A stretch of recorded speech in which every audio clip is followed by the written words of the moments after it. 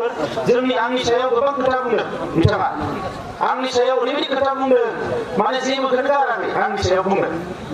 दा आंथ' बेखौ जेबो सानाखै आं नुवाखैबो आंनिया नोजोरा आं जेबो नुवा बड'लेण्डखौल' नुहुरबाय थायो आंनि नोजोराव ओंखायनो सोर रायदों सोर मादों सोर बखिदों बेजों आंहा बारा लोब्बा गैया आरो आंनि गांनाय उखैनायाबो पार्सनेला आंहा बारा स्ट्रं नङा ओंखामा मोनजाबानो जाबाय दैया मोनलोंबानो जाबाय बेनिख्रुइ बारा माबा माबि आङो लुबैग्रा हास्थायग्रा मानसि नङा ओंखायनो बिथांमोननि बुंनायाव आंहा एसेबो जेबो नांजाया दा थेवबो जिखिनि खोथाखौ बुंदों बेवहाय आंहा माखासे बुंनांगौ दङ बिथाङा बुंबाय थादों जे एबसुआ जाथिखौ फानबाय दिनै बिजनि ओनसोलाव नायदों नोंथांमोना माबा माबि दावराव दावसि जायोबा सोर गसंग्रोयो एबसुआनो गसङो न'खरनि जेंनानिफ्राय लानानै गुबुन हारिफोरजों जानाय जेंना जि जेंनायानो जाया मानो दिनै दायना दायनिनि जेंना बायदिसिना माने स्कुल कलेजनि जेंना दुलाराय बर' फरायसा आफादानो सिगाङाव गसङो आरो बेबायदि मोनसे संगठनखौ दालालि होनबा सोर बर' फिसाया फोथायनो बेखौ रावबो जाम्बा जाम्बि लेखा रोङै रावबो फोथायनाय नङा जे दुलाराय बर' फरायसा आफादा दालालि होननानै बुंबा आरो दुलाराय बर' फरायसा आफादनि बिबानाव थानानै रावबो दालालि मावनो हाया आफादनिफ्राय ओंखारनानै सोरबा दालालि मावहैदोंबा जों बेखौ गेरेन्टि लानो हाया नाथाय एबसुनि बिबानाव थानानै रावबो दालालि मावनो हाया एबसुआनो बेखौ साजा होगोन बे सिस्टेमा जोंनियाव दङ ओंखायनो नोंथांमोना नुगोन सोरबा एबसुनि सोरबाया ओरै मावबायनो लोगो लोगो बेखौ आउट खालामनाय जायो बेखौ साजा होखानाय जायो बेवहाय माने खुनु दालालिनि जायगा गैया बिथाङा बुंदों जाथिखौ फानबायनो जोङो जातिखौ जों बोरै फाननो जाति फानग्रा दखानखौथ' आं मिथिया बहा फानो दखानखौबोथ' मिथिनांगोन ना जाति फानग्रा बाजारखौबो मिथिनांगोन दा गावहा आगोलाव फानखांबाय खोमा मानोना गोदो गोदायनिफ्रायनो बिथाङा माने जि समनिफ्राय आन्दलन खालामदों राजनिति खालामदों फैसानि थाखाय मालाबा गावनि एमएलएखौ फानदों बियो एमपिखौ कंग्रेसनो फानदों बिजेपिनो फानदों आरो बिटिसिनि बाहेरनि बर'फोरखौ जेब्लायबो बिथाङा फानहोयो थांनानै दाख्लै गलाघाटआव थांनानै सिगिदों बिजेपिनो भट होआबा जेबो मोननाय नङा होननानै सिगिहैदों खौरां बिलाइफ्राव गिदिर गिदिर फैदों माने हाग्रामा महिलारिया ओरै ओरै बुंदों होननानै जोबोद दुखुनांथाव जाय बर'फोरनो नों जेबो होनो हायाखै बिसोरनो थांनानै आरो नों सिगिहैबावदोसो भट होनानै नोंनि बायदि भट होनानै बिसोर मा मोनगोन माला गावसोरा सोरजोंबा लोगो जानानै भट होनानै माबा आदाय खालामदों दा बेखौ थांनानै नों हुमखि हैनो नोंलाय सोर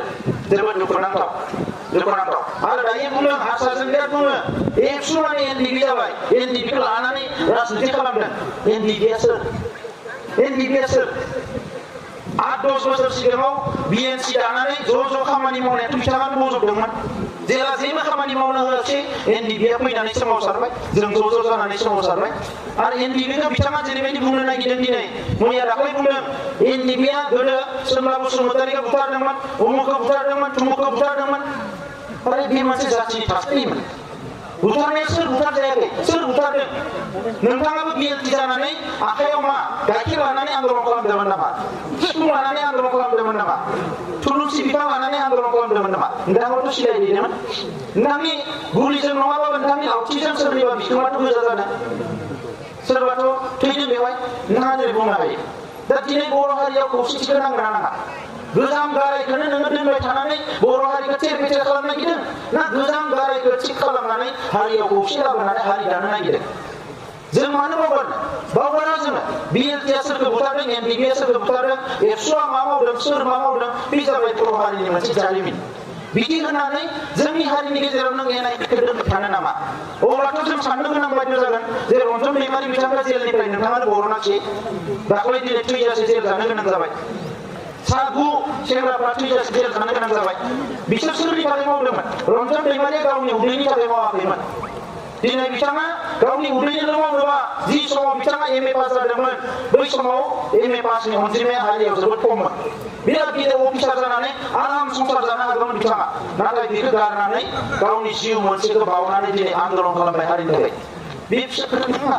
दिनै बिथांमोननि सोमावसारनायनि थाखायनो मुलुगाव जोंनि बर' हारिनि सोमावसारनाया मुंदांखा जाबाय दिनै बिथां हारसिं नङा बिथांजों गोबां सेंग्राफोर दङ आरोबाव संबिजिर हान्जानि मुङाव गोबां सेंग्राफोरा दिनै जेल जानानै दङ बिसोरबो सोरबा बर' बिमानिनो फिसा बिसोरखौ जोङो बासायनांगोन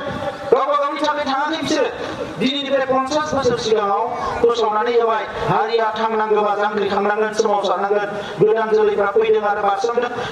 बारसोमदों मोजाङै लेखा फरायनायनि सुबिदा गैया न'आव बिमा बिफाया नांगौ बायदि होनो हाया मेट्रिक पास जाबाय हायार सेकेन्डारि पास जाबाय फरायनो थांनो हाला माथो खालामनो खालामनो दुखुबो नांबाय मालायफ्रा बिराद मोजां संसार जादों जोंहा जेबो गैया रागा जोंबाय थांबाय सोमावसारनोसै बिनि दाया सोर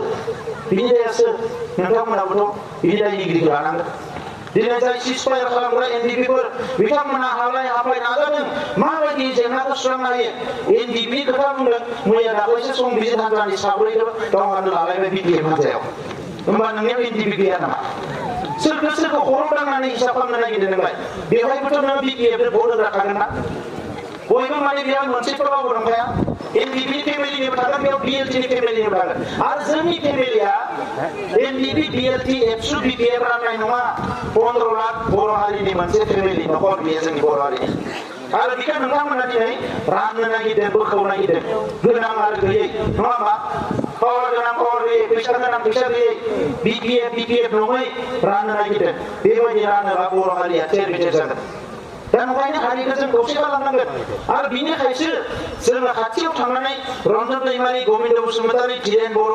अनजलि दैमारि गासैजोंबो रायज्लायनानै दिनै मोनसे खौसे जानायनि थासारि फैदों आरो बिथांमोनाबो दिनै इलेक्सनाव ओंखारदों अनजलि दैमारि बिथांमोननि ग्रुपनि माखासे लिडारफ्राबो दिनै इलेक्सन केम्पेइनाव ओंखारफादों ज'नो नोंथांजोंनो थांदोंमोन नोंथांजोंनो लोगो लाहैदोंमोन जेंनाया जोबस्रांथों होननानै जेब्ला नोंथाङा जेबो मावनानै होआसै बिथांमोना दिनै ओंखारबोनो बाध्य जाबाय दा बिनि दाया जों नङा बिनि दाया नोंथां दिनै नोंसोरसो नोंसोरनि आखायाव जथेस्थ' पावार दङ शक्ति दङ बर' हारिखौ दानो खौसे खालामनो हायो नाथाय जोङो दिनै लाइजाम हरबाबो रायज्लायनो होनबाबो बिथांमोना जोंजों रायज्लाया माने खौसेथिखौ बिथांमोना लुबैया ओंखायनो जोंजों रायज्लाया दा ओंखायनो रायजो राजा नोंथांमोनजों बयबो खौसेखौ लुबैयो नङा होमबा बयबोथ' खौसेखौ लुबैया खौसे फैनायनि लामाया मा खौसे फैनायनि लामाया मोनसेल'सै जुदि बिपिएफआ इलेक्सनाव देरहाबाय थायो अब्ला बिथांमोना रावजोंबो खौसेनि खोथा रायज्लायनाय नङा जुदि बिपिएफआ गाबोन इलेक्सनाव जाना जेनबाय एमपि जेनबाय माने बिटिसि जेनजोब्बाय अब्ला खिन्थु बिथांमोना फैनानै बज' फैनो गोनां जागोन माने गोरोबफैनो गोनां जागोन आरो अब्लानो खौसेथिया फैगोन बिनि थाखाय खुनु थाखा फैसा खरस खालामनो गोनां गैया खौसेथि फैनायनि लामाया मोनसेल' आं नोंथांमोननि सिगाङाव बुंबाय खेबसेनि थाखायल' बिपिएफखौ कमप्लिट प्रेजेन्ट अखानायनिफ्रायनो खौसेनि मन्त्रआ बिथांमोननिफ्रायनो फैग्रोगोन 2014 जेला बिटिसि नैबे पार्लियामेन्ट इलेक्सनाव बिथांमोना थामथियाव थाबाय चन्द्रन ब्रह्म मन्त्रि कौटि 30-40 कौटि थाखा गारनानै थामथियाव थाबाय अब्ला बिथांमोना रायज्लायनो नागिरदोंमोन जोंबो रायज्लायनो थांनायाव बिथांमोना जेबो रोजोरोमो रायज्लायनायाव गैया बिदा फंबायनि डाइरेक्ट बुंबाय 15टा लादों इलेक्सना गेलेनो ज' जादों जेनेबा माबा बाजारसो आरो बेयो दा जों बुंबाय बिदिसो नङा दा मोजां रायज्लायनानै खौसे जा बिदा फंबाय ज' जानानै राजनिथि गेले आंबो बुंबाय आंहाथ' राजनितियाव जेबो गैया बिथांमोना ज' जा इलेक्सन गेले फैगौ 20-25 बोसोर बिथांमोनानो बर' हारिखौ दैदेननांगोन जेबो गैया 15टा लादों ज' जानोसै जाबाय जोब्बाय बेबायदि दा नों रायज्लायलायाबा नों बोरै लोगो जानो एथ' बुलायलायबाय नांलायलायबाय सुथुर जालायलायबाय 10 बोसोर 15टा लादों होनना खनसेनो बुंबाथ' बेयो जोबनाय नङा ना दा नैफोरबायदि बिथांमोननि खोथाफ्रा ओंखायनो आरोबाव पावारखौ मोनोबा खुनुदिन खौसेया फैनाय नङा खौसेया फैयाबा बर' जेंनाया जोबस्रांनाय नङा बर' जेंनाखौ जोबस्रांनो थाखाय जोंनो खौसे नांगौ आरो खौसे नांगौ होननानैनो जोंनो आगानसे आगाननै आगानथाम आगानब्रैबो हरनो माने रेडि दङ खुलुमनांगौबा खुलुमनो थाखाय रेडि दं जों नाथाय बिथांमोना थाखा फैसा पावार मोननानै गाहायथिंजाय नायनो गोसो गैया गोरिब गुन्द्रानथिं नायनो गोसो गैया समानो गैया बे क'क्राझारावनो थाबाय थायो खुनु दिन ओरैनो फैनानै बहाबा सुबाइजारावनो होन बहाबा बरलांगुरियाव सोरबा गरिब मानसि न'आव हाबनानै सोंनि मा जादों खुनु गैया बे दा बिनि उल्थायै मा बुंदों दाख्लैबावै साल दंफां फानग्रा साल दंफाङाथ' आं दंफां जानानै गैया आंखौ रायनो थांनानै बियो बन फानग्राफोरसो रायबाय नङा होमबा आंखौ रायदोंबालाय आंनियाव गलि नांबाय आंथ' दंफां दानग्रा नंखायाना बन फानग्रा नंखाया दा बियो बुंदों जे एबसुआ एनडिपिआ साल दंफां फाननानै इलेक्सन गेलेनो नागिरदों साल दंफांखौथ' जों फानाखै दंफां हाखावग्रा मिला गावसोरनि गोजा अन्थाइ बुख्रुबग्रा मेसिना गावसोरनि गोजा आरो सबसे गिदिर अन्थाइ बुख्रुबग्रा मेसिनाथ' हाग्रामा महिलारिनिखा देबरगाव नुगोन दांबा बेनिफ्राय बांलादेशनि अन्थाइ फानहरनाय अन्थाइया हुदों आरो फानदों रावबो रयेल्टि मोनाखै बेवहाय दा आं बेनिखायनो सोंदों जे बन फाननायनि दंफां फाननायनि खोथाखौ रायखांबाय जेला आंहाबो सोंनांगौ दङ दिनै क'क्राझार चिराङाव 4,5,000 मानसिया जे बन फानै जायो 17 बोसोराव बिसोरनि थाखाय नों मानो जेबो मावनानै होआखै बिसोर नोंनि बिदा फंबाय नङामोन नामा अदालगुरियाव जे 3-4 हाजार मानसिया बन फाननानै जायो बिसोरनि थाखाय मानो जेबो मावनानै होआखिसै बिसोर नोंनि बिदा फंबाय नङासिनाया बिसोरनि थाखाय नङामोन नामा जुदि नंगौ मानो जेबो खालामना होआखिसै नोंथ' बुंनो हागौमोन फंबाय नोङो दंफां फाननांला बे बन फाननांला आं नोंनो 1 लाख थाखा होनोसै अमा फिसिना जा आगै नोङो दंफां दाननो गारदो बन दाननो गारदो नोङो माने बोरमा फिसि आं 1 लाख थाखा होगोन गभर्नमेन्टनि स्किम मावनानै जा मानो सासेनो होआखिसै बिसोर दुखुनांथावा दिनै बिथांमोना बे गोरिब गुन्द्रानि थाखाय साननाय बे गोसोआ गैखाला गावसोर हाया बायदों आरो बायदों सम्पतिया बानायदों आरो बानायदों गोरिब गुन्द्रानि थाखाय जेबो गैया बिसोर दुखुनांथाव जादों जोंहा दिनै गोबां आइजोफोरा जौ फाननानै जानो गोनां जायो नै बावैसो आंनिनो गारि सालायग्रा फंबाय सासेनि बिमाया 15 दिन जेलाव थांनानै फैबाय बै आपार आसामाव जौ फाननानै जौ लोंनानै गोसोमफ्रा बेसेबां बुरजा थैबायना 80 जन ना 100 जन दा बेखौ लानानै पुलिसफ्रा हमलाबायग्रा जाबाय दा बेखौ आं ओरैनो रायखांदों र' प्राय 300-400 जन रङिया खाथिनि आंगेराव थायो बे खाथि खालानि आइजोफ्रा फुङाव सानफ्रोमबो जौ फाननो लाङो मालाबा पुलिसआ आवग्रिनानै जौखौ लामायाव गारनानै होयो मालाबा हमनानै लांजोबो मालाबा जोख्रुबजोबनानै होयो बायदिसिना थेवबो जौ फानो फैसालाबो न'खर संसारखौ सालायो बिसोरखौ मानो दाबो नायसनाखिसै